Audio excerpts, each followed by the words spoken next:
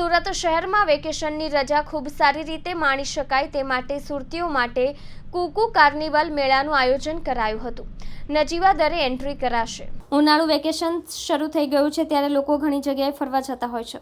આ દરમિયાન ઘણા મેળાઓ પણ આયોજન થતા હોય છે, જેમાં કુકુ વેકેશન કાર્નિવલ મેળા 2024નું આયોજન કરવામાં આવ્યું છે. ખાસ નાના માણસોને ધ્યાનમાં રાખીને આ મેળાનું આયોજન કરવામાં આવ્યું છે. સુરત શહેરમાં આ મેળો છેલ્લા 6 મહિનાથી ચાલી રહ્યો છે. ખાણીપીણીની નગરી સુરતમાં શાળાનું વેકેશન હોવાથી હાલમાં લોકો ફરવાની મજા માણી રહ્યા છે. સુરતીઓ વેકેશનમાં દેશના અનેક ખૂણાઓમાં જઈને અનોખી રીતે ઉજવણી કરતા હોય છે. વેકેશન હોવાથી લોકો બહાર ગામ ફરવા જઈ રહ્યા છે, ત્યારે કેટલાક લોકો વીકેન્ડમાં ફાર્મ હાઉસમાં જઈને મોજ મસ્તી કરી દિવસોની મજા માણી રહ્યા છે. ત્યારે સુરતમાં લોકો મનોરંજન પૂરું પાડવા કુકુ મેળાનું આયોજન કરવામાં આવ્યું છે. કેમેરામેન હકીમ શેખ સાથે વસીમ હાસમીનો રિપોર્ટ, આઝાદ ન્યૂઝ, સુરત.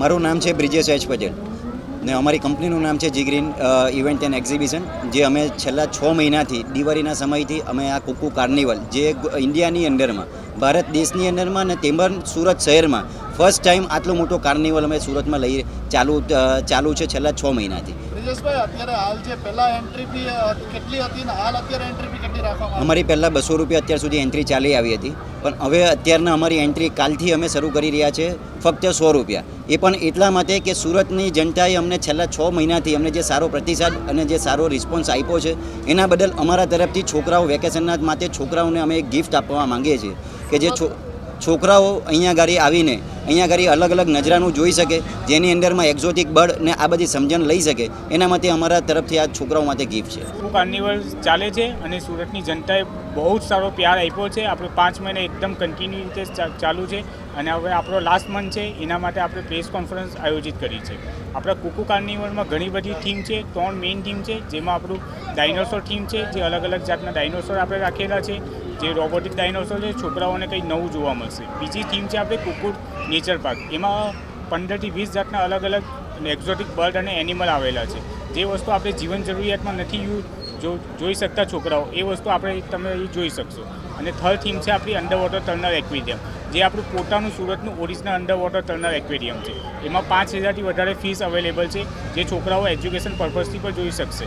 અને આપણે નવું નજરારો લઈને આવ્યા છે કે જમ્બો ફીસ, 5 ફીટની સૌથી મોટી જમ્બો ફીસ આપણે સુરતના જનતાને બતાવવા માટે અહીં અવેલેબલ રાખી છે.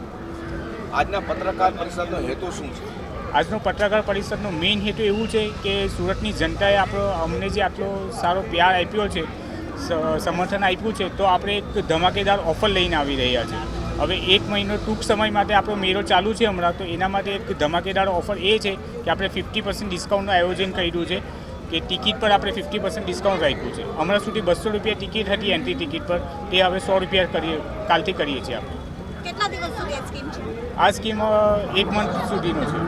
હજી આ મેળો સતત કેટલા દિવસ ચાલુ રહેશે? 1 મંથ ચાલુ રહેશે સર, પછી બંધ થઈ જશે. રોજ કેટલા વિઝિટરો આવે છે?